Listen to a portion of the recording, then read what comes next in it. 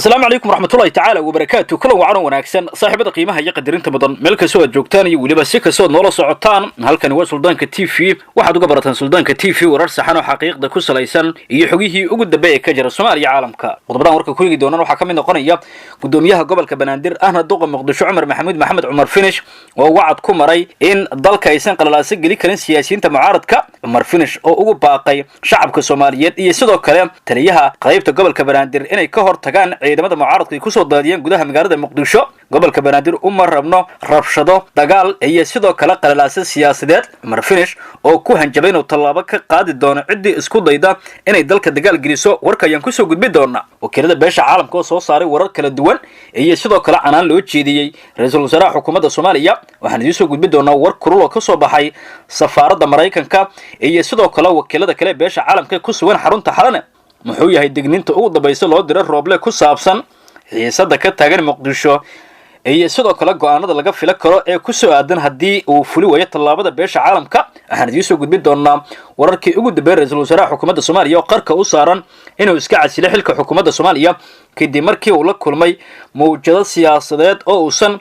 ka dabaala karin waxaan idin soo gudbin doonaa walaac ku furan rooble iyo dhiirigelin uu ka helay siyaasiyiinta mucaaradka rooble la soo warinayo inuu dhowr mar mucaaradku u sheegay inuu doonayo inuu istiqaalada gudbiyo maadaama uu ku fishilmay hirgelinta doorashada warka ayaan ku soo gudbin doonaa iyo wararkii ugu dambeeyay ciidankii ugu badnaa lagu arkay gudaha magaalada Muqdisho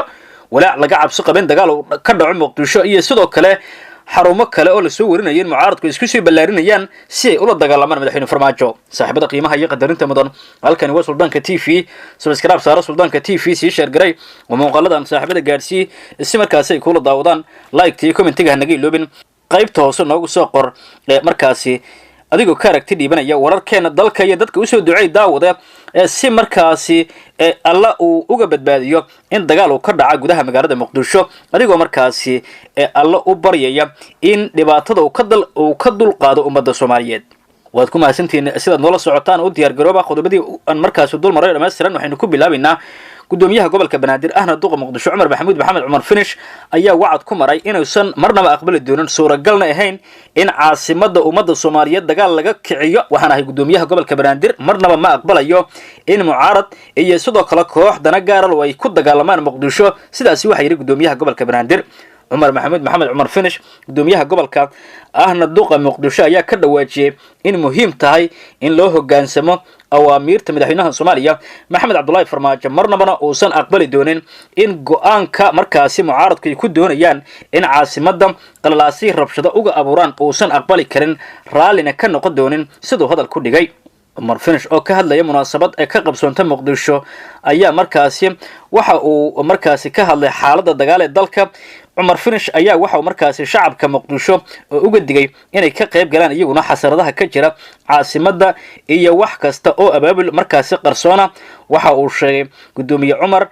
inay waxba ka jirin wararka la isla dhaxmarayo ee ku saabsan in Muqdisho markaasi ay gashay dhaqdhaqaaqyo ciidan iyo mid dagaal duqa Muqdisho ayaa cod dheer markaas ugu baaqay ummadda Soomaaliyeed iyo cid walba oo u naxaysa markaasi caasimada Soomaaliya inay taageeraan ciidamada amniga والله إسكت عفوا وحكست أو أمني لدي كوا سبوا يري مركز الدولة يوحوا جيستوب هذا عمر فينش أيها كسو هذي حل حالات عبسي حق بدنا يكتها جنتها جودها مجرد المقدشة لجنا دريم أيوه إن دجال أو كدر ما دام عيد مدة مركزي سهر فرديان أو مركز اللي سوورين أيوه إن عيدا كي أجوبنا كسي قلقليان جواب عصوبة كويا لجودها مجرد المقدشة dhinaca kale roobla ayaa la soo warinaya inuu markaasi dalbaday inuu iska casilay xilka xukuumadda Soomaaliya maadaama uu markaasi awoodi waayo inuu maareeyo xiisada taagan war la soo markaasi duusiyay oo rooble xafiiskiisa laga helay sheegaya inuu mucaaradka u sheegay in uu is casilayo hadii markaasi madaxweyne Farmaajo uu tanaasuli waayo sida xogtu sheegayso mucaaradka ayaa ku dhiirigeliyay inuusan rooble is casilin sida xogtu sheegayso waxayna u sheegeen inay garab taagan yihiin oo ay doonayaan inay la saftaan dagaal iyo sidoo kale dhaqaalana ku bixiyaan sidii madaxweyne Farmaajo ee markaasi loola dagaalami lahaa sida xogtu sheegayso wararkan kale ayaan gudagalaynaa beesha caalamka ayaa war ka soo saartay xiisada muqdisho ka taagan saaxiibada Soomaaliya ee beesha caalamku waxay iyagoo markaasi aad uga walaacsan si dhowna ula socda xaaladda ka taagan iyo waxyaabaha ku soo kordhay siyaasadda waxay madaxda Soomaaliya markaas ugu baaqayaan inay danta dalka ka hormariyaan wax walba oo natiijiyaan xiisada siyaasadeed ee kacsan iyo inay markaasi ka joogsadaan daadaansiga dagaal aba adeegsiga xooga oo markaasi wiiqi kara nabadda iyo xasiloonida Soomaaliya saaxiibada beesha caalamku waxay marar badan ku celceliyeen walaac isu soo taraya oo ay markaasi ka muujinayaan wax isdabamarin xagga habraaca iyo sidoo kale dib u dhaca hanaanka doorashada Soomaaliya waxa laga maarmaana in degdeg loo hirgeliyo heshiiskii 17 September ayaa lagu yiri iyo sidoo kale kii 27 May ee saldhigga u ahaa doorashooyinka iyadoo aan markaasi lagu sameyn wax carqalad dheeriya kulan ay yeesheen golaha wada tashiga qaran sida markaasi ugu dhaqsiyaha badan oo ay wehliyaan wada tashiyo kale oo dhaxmara saamilayda muhiimka ah ayaa si degdeg ah loogu baahan yahay si loo dardargeliyo loona hagaajiyo geedi socodka doorashada laguna soo gunaanado si degdeg ah oo markaasi lagu kalsoonaa karo taasoo heli doonta kalsoonida dadka Soomaaliyeed waxa markaasi warkan si wada jir u soo saaray howlgalka midowga Afrika ee Soomaaliya AMISOM Belgium Canada Masar Ethiopia midowga Europe EU Finland Faransiiska Germany ee urur goboleedka IGAD Talyaaniga Japan Kenya Holland Norway Sudan Sweden Uganda boqortooyada midowga Europe Britain ee dawladda Mareykanka iyo sidoo kale qaramada midoobay go'aanka ka soo baxay wakiilada beesha caalamka ayaa u muuqda mid markaasi la doonayo in ay dhaxdhaxaad ka noqdaan xiisadan taagan wallow la doonayo in go'aanku uu noqdo mid markaasi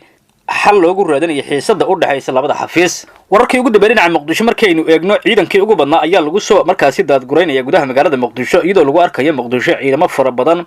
oo isugu jira kuwa labada dhinac kala taabacsan sida ciidanka mucaaradku ay doonayaan oo Malaysia u badan inay kula dagaalmaan madaxweynaha Soomaaliya Maxamed Cabdullaahi Farmaajo waxa sidoo kale qaybo kamid ah degmooyinka gobolka Banaadir lagu arkaya ciidanka Haramcad iyo sidoo kale ciidanka Gorgor oo isgarabsanaya kuwaasoo markaasi sugaya amaanka guud ee caasimadda iyo sidoo kale in dagaal uusan ka dhicin Muqdisho wararkii ugu dambeeyay xaaladda Muqdisho ayaa weli kacsan waxaana mar walba marka ka dambaysa la fili karaa dagaal iyo gacan ka hadal inuu dhaco taasoo ka dhigan aba dhaxmaraya labada ciidan iyo sidoo kale mas'uuliyiinta ugu sarreeya awoodda dalka wararku siday sheegayaan siyaasiyiin kamid ah mucaaradka ayaa doonaya in si toos ah loo weeraro madaxtooyada Soomaaliya wallow ay adag tahay in la weeraro maadaama ciidamo fara badan oo madaxweynuhu markaasi soo dhoobay aaga madaxtooyada gaarana wadooyinka soo gala madaxtooyada taliyaha ciidanka xoogga dalka Soomaaliya la soo warinayay inuu ku amray ciidamadaasi inaysan markaas qof kamid ah aba markaasi ka soo horjeeda dawladnimada Soomaaliya inuusan u soo gudbin fila Soomaaliya roobla ayaa la soo warinayay in sidoo kale laga celiyay mar kale xafiiska madaxweynaha waa xafiiska markaasi madaxtooyada ku yaala waxa la soo warinayaa in roobla saacadii la soo dhaafo ku shaqeynayay hoygiisa halkaas oo ku qaabilayay cid walba ku aragtiya oo ka soo horjeeda madaxweynaha Soomaaliya Maxamed Cabdullaahi Farmaajo wararku siday sheegayaan culimo diinka waxgaradka odayaasha dhaqanka ayaa saacadihii la soo dhaafay waxay si wada jira markaas u shaaciyeen in ay xaaladda deji doonaan kalena dhaxgali doonaan labada mas'uul oo markaasi dagaal culus oo ka dhaxeeyo sida xogtu sheegayso madaxweyne Farmaajo ayaa doonaya in rooble baaritaan lagu sameeyo si markaasi dalka iyo dadka looga badbaadiyo dhibaatooyinka kala duwan warar kale ayaa sheegaya in madaxweynuhu markaasi uu kulan la qaatay gudoomiyaha maxkamadda sare iyo sidoo kale xeer ilaalinta taasoo aan la ogeyn waxyaabo ay ka wada hadleen wararka qaar ayaa sheegaya in rooble dacwad lagu soo oogi doono taasoo ka dhigan mid markaasi lagu eedeynayo in dhulka danta guud uu ku tagrifalay isaga iyo xubno kamid ah wasiiradiisa xubnaha sida weyn markaasi dhulka ugu boobay waxa kamid ah labada wasiir loo dhiibay amniga iyo gaashaandhigga Cabdiqaadir Maxamed Nuur iyo Cabdullaahi Maxamed Nuur 30 milyan heesta iyo wasiir madaxana furan waxa sidoo kale kamid ah Al-Cadaala oo ah wasiir ku xigeenka warfaafinta iyo sidoo kale Cabdullaahi Carab oo ah wasiirka waxbarashada afartaasi xubnood waa xubnaha ku gabadha Rooble oo la soo warinayo inay ku wehliyaan dhulboobka danta guud saaxiibada qiimaha iyo qadarinta mudan halkan waa Suldaanka TV warkiina halkan ayaan ku soo koobaya nabadgelyo